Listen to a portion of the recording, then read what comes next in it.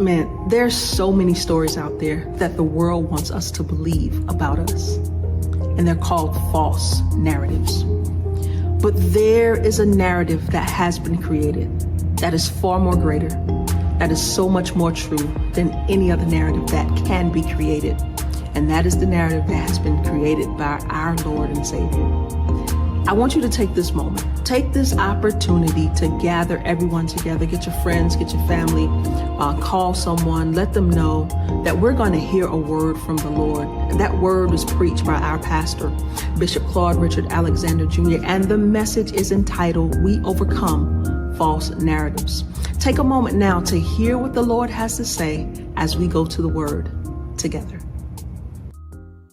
So let us go to the word of the Lord. I want to reread a couple of verses from chapter 3 and then continue in chapter 4. The word of the Lord is as follows.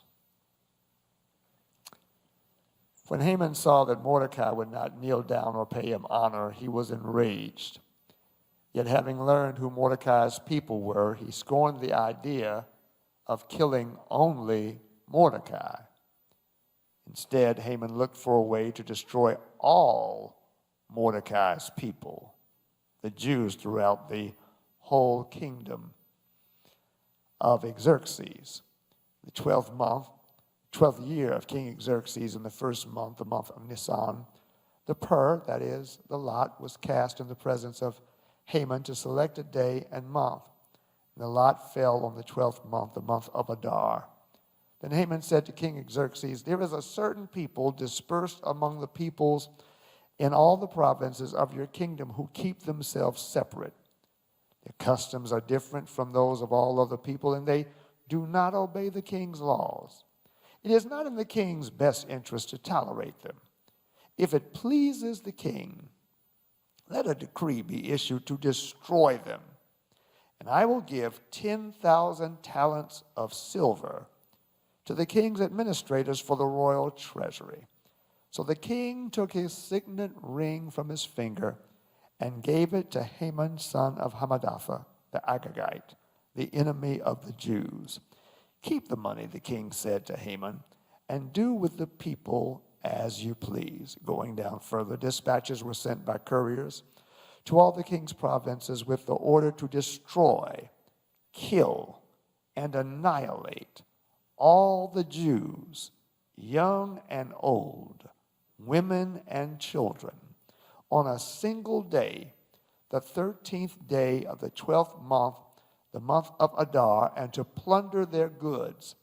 A copy of the text of the edict was to be issued as law in every province and made known to the people of every nationality, so they would be ready for that day. Continuing in chapter 4. When Mordecai learned of all that had been done, he tore his clothes, put on sackcloth and ashes, and went out into the city wailing loudly and bitterly. But he went only as far as the king's gate, because no one clothed in sackcloth was allowed to enter it.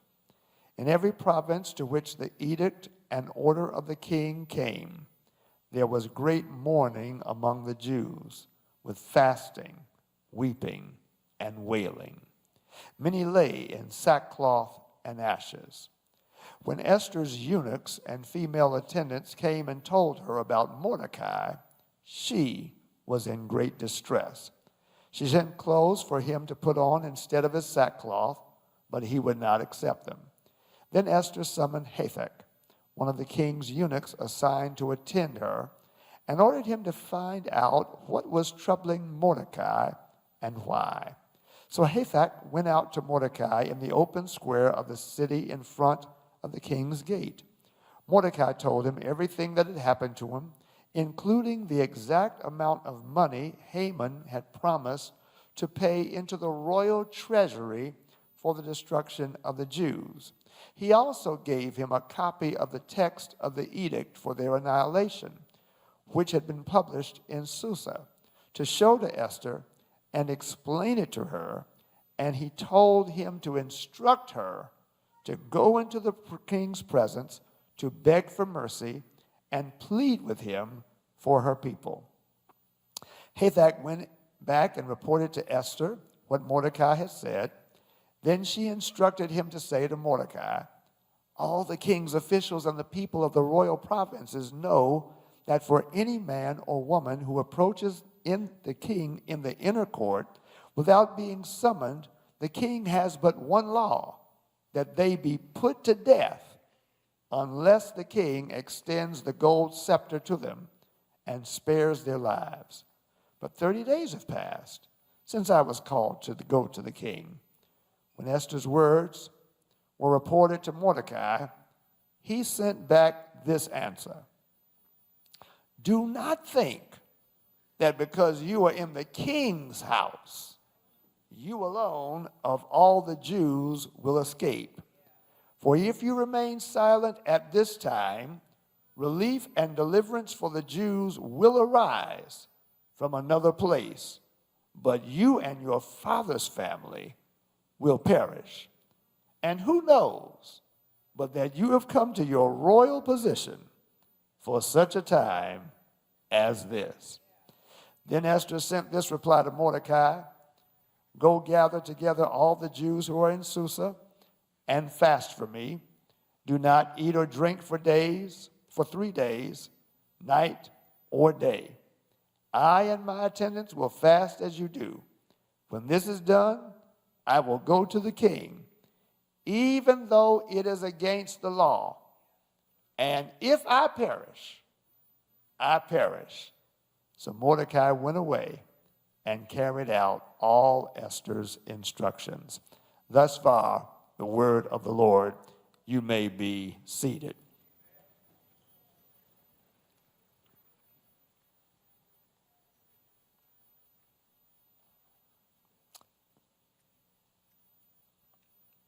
Then Haman said to King Xerxes, there is a certain people dispersed among the peoples in all the provinces of your kingdom who keep themselves separate.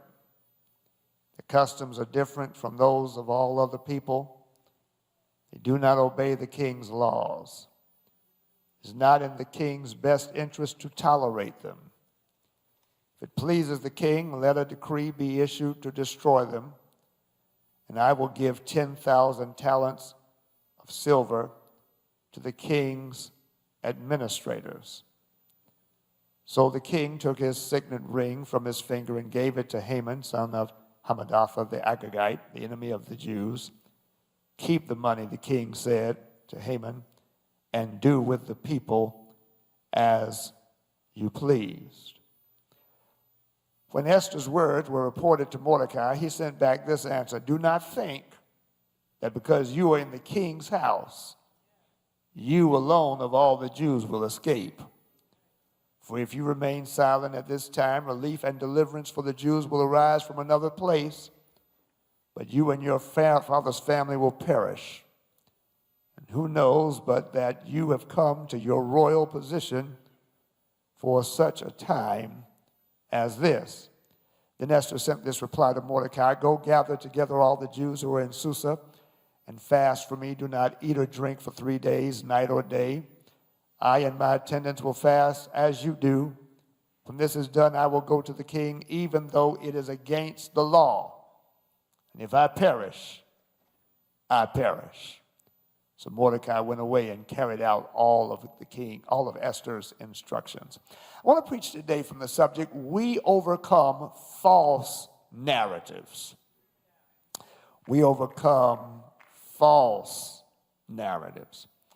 In the movie and Broadway musical Wicked, one of the most powerful subplots is how the wizard uses false narratives to create imaginary enemies to stoke fear among the citizenry and therefore to consolidate his power. These false narratives that heighten unrealistic fear set the psychological distancing in the minds of the people of Oz that justifies the mistreatment and oppression of the subjects of the false narratives. It is first seen in what happens with the animals, and then it is later seen in what happens with Elphaba. History is replete with instances of false narratives leading to fear, discrimination, and the mistreatment of individuals and groups. In the Spanish Inquisition, false narratives were spread about Jews who had converted to Christianity, secretly practicing Judaism, which led to the persecution, imprisonment, and execution of many innocent people. In Massachusetts, there was the Salem witch trials, where many, primarily women, were imprisoned and executed under the suspicion that they were practicing witchcraft. In the immediate wake of the attack on Pearl Harbor, false narratives about Japanese Americans being disloyal led to over 120,000 Japanese Americans being placed in concentration camps during World War II. In Germany, Nazis spread the false narratives of Aryan superiority and blamed Jews for Germany's economic and social problems. In Rwanda, there was the false narrative that the Tutsis, a minority tribe in Rwanda, was responsible for the grievances of the Hutu majority, which resulted in the genocide of 800,000 Tutsis and sympathetic Hutus within 100 days. Sadly, such practices are not limited to the pages of history. We find it happening in our current time during the COVID-19 pandemic, and it is ironic that this is the 5th-year anniversary of the nation being shut down. 5 years ago on this day, we were shut down due to COVID, and during that period, false narratives were spread about the virus, its treatment, and vaccines, which resulted in fear and stigma, and even violence against Asians. During the 2024 election, false narratives were spread about Haitian immigrants eating dogs and cats. Much of the cyberbullying that occurs right now is due to the false narratives and rumors on social media, which leads to harassment, canceling, and ostracism. The firing of the chairman of the Joint Chiefs of Staff, General C.Q. Brown, is another example. Our current president's war against DEI has set the environment where any free-thinking, independent black person holding any position of authority is seen as a threat and is termed a DEI hire. This is a smokescreen to hide the true objective. Using words such as meritocracy assumes that people of color are not people of merit. For generations, people of color with higher qualifications have been used to train lesser qualified whites and watch positions that they married be given to less qualified white males usually. And so whenever you hear the word now being used, meritocracy, used by persons in the current administration and its party, it's a code word for white males. Lying underneath all of this is the far right's great replacement conspiracy theory, which posits that the increase of racial, ethnic, and religious minority populations is a concerted effort to displace Christian white Americans. This false narrative is what is fueling many of the actions that are going on in Washington right now. A survey reported out by the Southern Poverty Law Center in April of 2022 showed that 2/3 of Republicans agree with a core tenet of the Great Replacement theory, being Democrats intentionally importing immigrants to replace conservative white voters. It has stimulated violent responses, including mass murders in Buffalo, New York, at the Tops Friendly supermarket, where a white individual went to where he thought black people were going to be and then shot up the place. And New Zealand at the Christchurch Mosque, in El Paso at a Walmart, in Pittsburgh at the Tree of Life Synagogue, all because of false narratives being spread about people of racial and ethnic background, stirring up fear and generating hostility and violence. The church should be heard saying, we reject false narratives. We condemn false narratives. And we overcome false narratives. This is what is playing itself out within the course of our text. The setting of the book of Esther is during the exile period where Israel is under the domination of the Persians. The marital dysfunction of the king of Persia sets the stage for a young Jewess named Esther to enter the realm of the palace, eventually becoming queen. Under the tutelage of her uncle Mordecai, she keeps her Jewish identity to herself because she could pass as a Persian. Mordecai was also a man of high integrity whose actions saved the king from death. And it is against this backdrop that we are introduced to a high-ranking Persian official by the name of Haman, whose personal animus towards Mordecai, due to an irrationally perceived slight, prompts him to create a false narrative against Mordecai's people with the aim of their extermination. His personal animus towards Mordecai morphs into an animus against Mordecai's people. He says, why should I just destroy Mordecai when I can destroy Mordecai's people?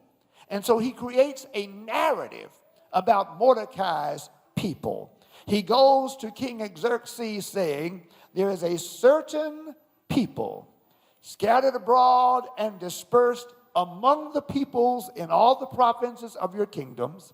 Their laws are different from those of every other people, and they do not keep the king's laws, so that it is not to the king's profit to tolerate them.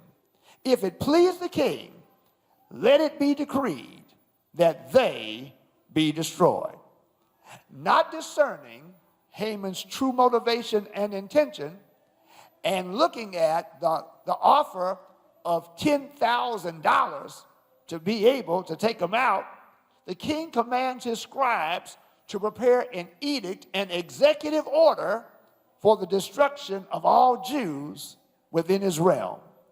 The people of God have survived much. They've endured being taken into exile by Nebuchadnezzar, kept in exile by Belshazzar, inherited in exile by the Medes and the Persians. And while those were restrictive experiences, they were not the existential threat of extermination. This was a whole different level of threat. And it exists because of a false narrative. The fact that this is contained within the larger narrative of God's work within the line of Judah and the seed of Abraham, it reveals that God's purposes for a person or people are often met with extreme challenge. The carrying out, the furtherance of God's purpose in the world does not occur within perfect and pristine settings. It often occurs within the harrowing and the horrific. It is confronted by inequity and injustice and unfairness and hardship. And therefore, we find through the reading of Scripture, through God dealing with God's people, even in this circumstance, that we are able to resist and overcome false narratives and their effects by holding firmly to God, actively and intently pursuing His purpose, and that being the larger and truer narrative. The fact that God is working in the midst of jacked up situations, that's a narrative you got to hold on to. that when you are facing challenge and trouble and trials, you got to know that there is this narrative that God is working in the midst of it. That's what allows you to say, and we know that God works all things together for the good of those who love him and are the called according to his purpose. God is working. Can somebody just say, God is working? This is subtly but profoundly asserted in that the name of God does not show up in the whole book of Esther. There's no mention of God, no mention of Yahweh, no mention of Elohim. Not one of the names of God shows up in the book of Esther in its writing. The overt telling of God and his narrative is strangely absent. It's not on the page. In the midst of Haman asserting a false narrative that threatens to destroy God's people and thus destroy God's purpose in the world, the name of God is strangely absent. And yet God is very much in the story. I raise this for us because some may wonder, where's God in all that is happening right now? Where is God in the midst of the madness that is going on right now? How can all of this go on with God being God? How can much needed food to prevent starvation and drugs to prevent mass deaths of women and children sit rotting on the docks? How can funds necessary for the elderly to survive be held up or denied? How can God be God in the midst of all this that is happening? And what Esther and the people's story tells us is that God is still doing his thing. With people and God is still doing his thing, because God activates the conscience and courage of people in strategic positions. Look at the story with Haman reveling in the king having issued his edict. The scene shifts to Mordecai absorbing the horror and demonstrating his grief. The first 3 verses of chapter 4 read, when Mordecai learned all that had been done, Mordecai tore his clothes and put on sackcloth and ashes and went out into the midst of the city. And in every province, wherever the king's command and his decree reached, there was great mourning among the Jews. The king's executive orders created an existential crisis for Mordecai and his people that first had to be absorbed. Mordecai and his people, the threats to the existence of their person had to be absorbed. The threats of existence has to be grieved. It is in the absorbing that you come to understand it and your place in it. Mordecai is one among them. This edict affects him. He's not exempt from it. While he's a palace officer, he's not immune to it. The edict against the people was an edict against him. And what was told to the king about the people is what was said about him. He was a victim of the false narrative, just like everybody else. And that's something for us to underscore, because there are some who may feel that because of certain factors, they are immune to what is currently taking place. Can I burst your bubble? The psychological seeding that is taking place around race and ethnicity is a threat to every person of those races and those ethnicities. There is nothing that protects you or your children from the potential harm. Your zip code does not protect you. Your socioeconomic status does not protect you. Your political affiliation does not protect you. The very people who put the current administration in office are some of the very ones suffering under the weight of what is happening right now. And some of them had the misguided notion that he was talking about everybody else but them. No, boo, you too. You're the subject of the false narrative. You're the subject of the false assumptions. You're the subject to the irrational fears. You're a candidate just like everybody else. Mordecai feels it just like everybody else. And he does not hide his feeling. It's something that Esther would soon learn for herself. Esther becomes aware something's going on with Mordecai. He's out there crying, grieving, sackcloth and ashes. And so Esther says, we need to find out what's going on. Because Esther right now, she's in the palace, she doesn't know what's going on. She hadn't heard about it. So she sends Hathach to see what's going on with Mordecai. Mordecai tells him the whole story, including the money that Haman promised to pay into the royal treasury for the Jews to be destroyed. Haman understood that the king was a deal maker, a man of transactions. So he offers him a transactional arrangement, the art of the deal. A deal was made for the destruction of their people, predicated on a lie about them, which sprung from Haman's personal animus. And Mordecai sent Hathach back with a copy of the decree for Esther to see for herself, along with the request that she go to the king and intercede on behalf of her people. Well, Esther responds, now Mordecai, now you know what the law is. You know nobody can go to the king unless they are invited. And I ain't been called for 30 days. And you know how the king gets, and you know how his temper is, and you know what happened to Vashti for asserting herself, so I can't go brand new on the king. Mordecai cuts to the chase by telling her, now don't think that your spot in the palace protects you from this edict. If they are killed, so will she be killed. And if she keeps quiet at a time like this, deliverance will come from some other place. But she and her relatives, they will die. And then Mordecai puts this on her. Perhaps you're there for such a time as this.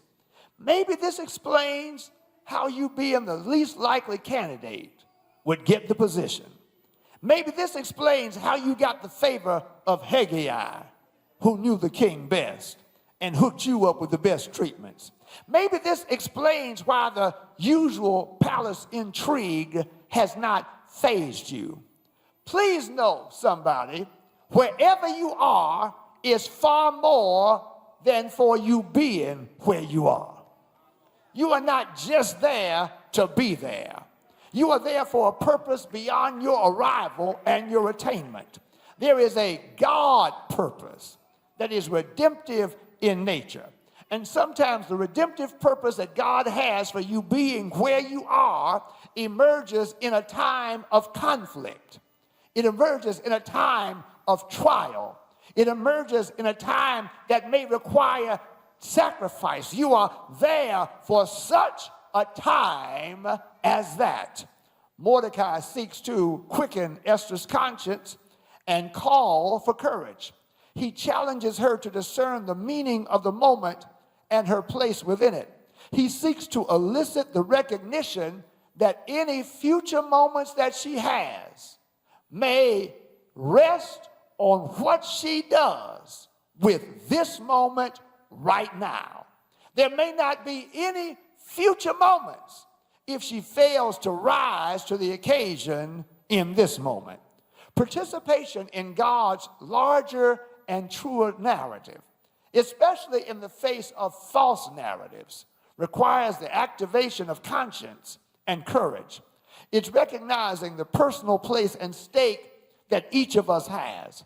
It's being attuned to the fate of future moments, resting on decisions that we make in current moments. Such attunement should cause certain questions to be raised in the current moment. What future do I actually want? What do I want for my children, grandchildren? What physical, social, and psychological environment do I want them to inherit and inhabit? What threats do I not want for them? What disappointments do I not want for them? What burdens do I not want for them? What obstacles do I not want for them? How does what I choose, how does what I support, how does what I confront help assure future moments that I want for me and that I want for mine? Because please understand, your future moments ride on what you do with today moments. Your next moments are set up by your now moment choices. The narrative that you want for your future relies on what you write in your actions today. If you want your future to read a certain way, then there are certain decisions you need to be making right now in order for that future to read the way that you desire. It just isn't going to magically happen. No, what you do today sets up what is possible for you tomorrow. Esther comes to terms with this. She says, all right, here's what I want you to do. I want you and everybody else join me in a fast for 3 days so that I can prepare for what I must do. Hers would be an act of civil disobedience. She would approach the king uninvited. Having counted the cost of her silence, she determines the price of her exercising her voice to be worth it. If she and her people were to have a future, she'd have to risk the present. Overcoming false narratives, participating in God's larger and truer narrative will require risking the present for the sake of the future. It's risking present comfort, present status, present for what you want in the future. If you want a future of stability and freedom and liberty and for future generations, there's some risks that have to be taken right now. And the taking of those risks is not natural. Why? Because nature seeks self-preservation. Nature seeks protection. Nature seeks comfort. Nature seeks security. But what she's about to do is going to entail transparency and vulnerability. She's now going to reveal what she kept hidden. She's getting ready to color outside of the lines by visiting the king uninvited. She'd be taking a corrupt palace power. She's taking it on, and such risks call for something that is more than what is natural. That's why Esther says, I need y'all to fast. I need y'all to pray, because she knows that this is more than flesh and blood. This is spiritual. And while it's being played out on the level of the flesh, it is ultimately a matter of the spirit. This is about the continued unfolding of God's purpose in the world. And for that reason, spiritual power has to be sought. I believe somebody knows something about seeking spiritual power. You recognize what you were up against, and you recognize that you were up against more than what was natural, and that what was on the line was more than superficial and short term. You discovered and discerned that this is more than flesh and blood.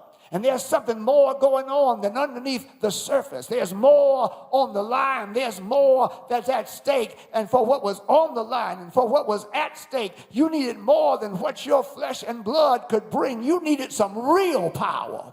You needed God's power. You needed God to exert himself on your behalf. You needed his power to overcome your fear and to overcome your anxiety and overcome your worry and overcome your sense of insufficiency and inadequacy. You needed God to give you what you needed, what to do and when to do and how to do and where to do and with whom to do. You needed God to work where you were not, and you needed God to reach where you could not reach. Am I talking to anybody? Anybody here right now because you need some spiritual power from God? You need his power to live. You need his power to serve. I need his power to preach, to stand. As a father, I need his power. As a husband, I need his power. As a son, I need his power. I need him every hour. Who am I talking to right now who can say, I need the Lord right now? Esther said, I'm going to need some spiritual power to take this on.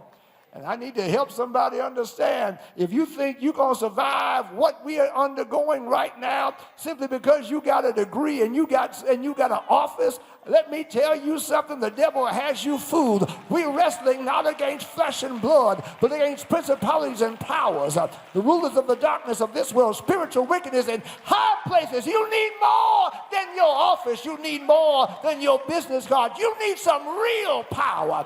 You need more than a connection with somebody who knows somebody. You need to know God for yourself so that you can say, Father, I stretch my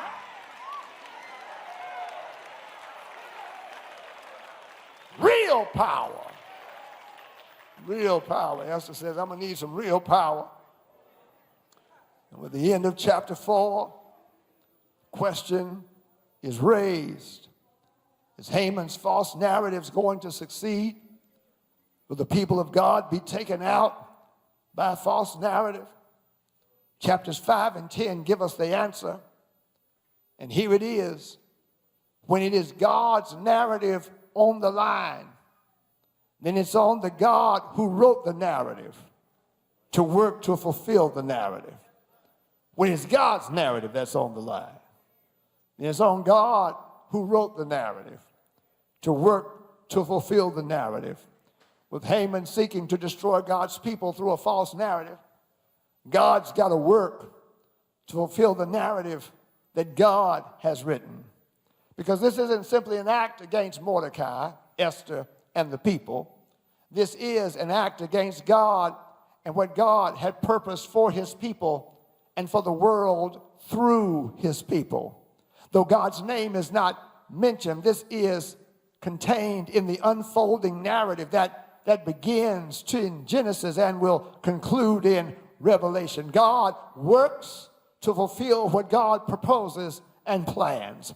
God works what he wills. He works what he writes. God works by giving Esther a plan to engage Xerxes, with Haman building a gallows to hang Mordecai. God works his narrative by revealing the truth of Mordecai's heroism to the king against the lies that Haman would speak about Mordecai and his people. God speaks and shows the truth to the king about Mordecai, causing the king to decide, I want to honor Mordecai. And here's how God works it out. When the king makes the decision to order Mordecai based upon the truth that the king learns about Mordecai, guess who the king calls in to lead in having to honor Mordecai? He calls in Haman. And he says, Haman, what do you do for somebody that you want to honor? And Haman thinks that the king is talking about him. And so Haman gives this long list of things that should be done. And the king says, good, that's what I want you to do for my man Mordecai. And when the king does that, God works the truth of these words. Thou prepares a table before me in the presence of my enemies. God works the truth of his narrative by giving Esther the right words at the right time for Xerxes to not only hear Esther's truth, but then to recognize Haman's crookedness. God works the narrative that he wrote. God works his narrative so well that the gallows that Haman had built for Mordecai was the gallows upon which Haman is actually hung. And when God did that, God worked the truth of those words. No weapon that's formed against you shall be able to prosper. God works the narrative such that the king revokes the orders that he had issued, which were devised by Haman to annihilate the Jews. And then God gave the Jews authority to destroy those that would assault him. God works his narrative such that on the day that the enemies had hoped to overpower them, the very opposite had occurred. And when God did that, God worked the truth of the narrative. When the wicked, even mine enemies and my foes, come upon me to eat up my flesh, they stumbled and they fell. Against the aims of the false narrative, God works his true narrative. His narrative is one about a lamb slain from the foundation of the world, with Satan using a false narrative, duping Adam and Eve in the garden. God announces another narrative of the seed of the woman bruising the head of the seed of the serpent. God works his narrative when Joseph's brothers use a false narrative of a wild beast destroying Joseph to cover up their having sold Joseph out. God worked his narrative of Joseph ascending, causing Joseph to later say, what you did, you meant it for evil, but God meant it for good, to save those who are alive. God worked his narrative with Pharaoh acting on the false narrative of the Hebrews joining Egypt's enemies.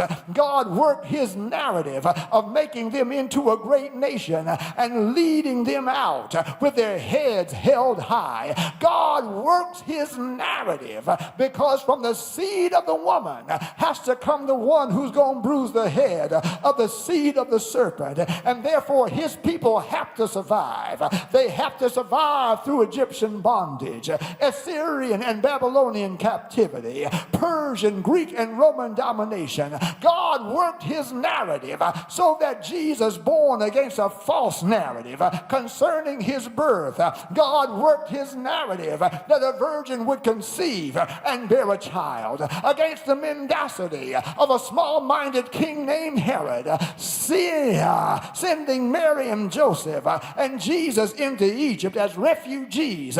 God says, I'm going to fulfill my narrative. Out of Egypt I've called my son. God worked his narrative in Jesus against the false narratives of the Pharisees and Sadducees and scribes.